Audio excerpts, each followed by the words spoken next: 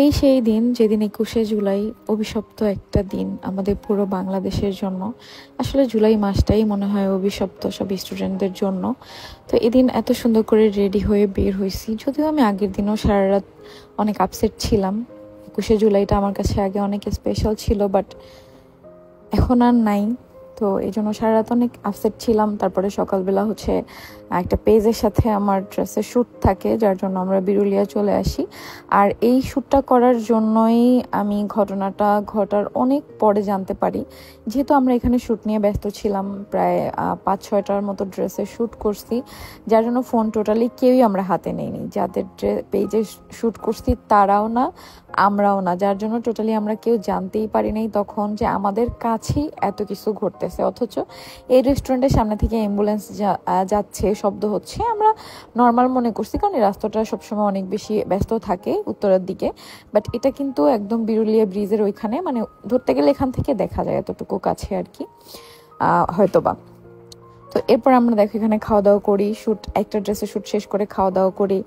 অনেক ব্যস্ত ছিলাম আমরা, যে সানলাইট শেষ হওয়ার আগে আগে আমাদের শ্যুট শেষ করতে হবে। আমরা প্রায় 12টার দিকে বাসা থেকে বের হই, মানে আমরা বের হওয়ার পর মনে হয় কাহিনীটা ঘটছে মাইলস্টোন স্কুলে। কিন্তু আমরা ফোন চালাই না, হাতে নেই নাই, যার জন্য আমরা কাহিনীটা অনেক পরে জানতে পারছি।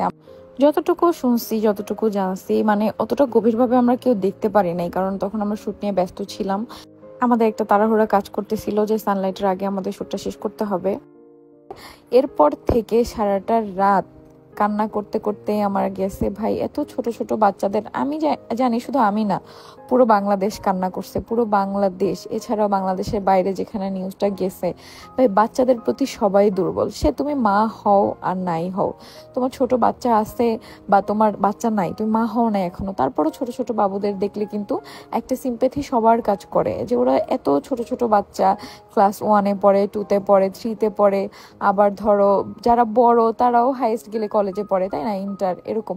তো ওদের ভবিষ্যৎ তো সামনে এখনো পড়ে আছে, ওদের পুরো পরিকল্পনা যে ওরা বড় হয়ে কি করবে। ওদের মা বাবা দেখো আজকে স্কুলে যখন পাঠাইছে, এরকম হয়তোবা হয়েছে কত বাচ্চারা স্কুলে যেতে চায় না, তারা জোর করে পাঠাইছে, সেই মা বাবারা মানে কি আফসোস করতেছে যে কেন আজকে ওকে স্কুলে পাঠালাম।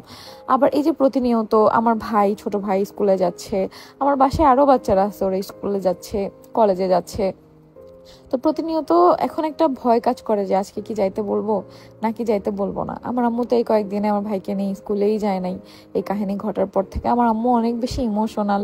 আর যেহেতু আমার ভাই ছোট, তো ওই ছোট ছোট বাচ্চাদের মধ্যে আমি আমার সন্তানকে দেখছি, আমি আমার ভাইকে দেখছি, মানে পুরো অন্যরকম এটা বুঝাইতে পারবো না যে এত খারাপ গেছে পুরাটা সময়, পুরাটা রাত। আমি জানি তোমাদের সবারও সেমই গেছে, যে আমার এদিন রাতে বাসায় এসে লাইভ করার কথা ছিল, এই ড্রেসেরই লাইভ করার কথা ছিল, বাট আমি করি নাই। আমার এত এত প্রমোশন, এত কিছু জমা হয়ে আছে, কিছু আপলোড দেই নাই লাস্ট, মানে এই কাহিনী ঘটার পরে মনেই হয় না যে কিছু আমি আপলোড দেই। বাট বাস্তবতায় তো ফিরে আসতে হবে, কাজ তো কাজের জায়গায়। যারা আমাকে টাকা দিয়ে প্রমোশন করাচ্ছে তারা তো আর আমার জন্য দীর্ঘদিন সময় অপেক্ষা করে বসে থাকবে না, বা আমারও মাস শেষে নিজেরও চলতে হবে।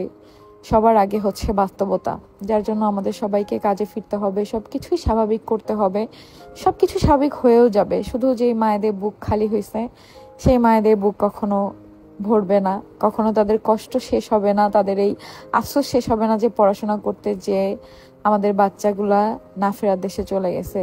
ছুটি হওয়ার পরে ঠিকই চলে গেছে, কিন্তু অনেক দূরে, যেখান থেকে আর কখনো ছুটি হবে না, আর কখনো মায়ের কাছে চলে আসতে পারবে না।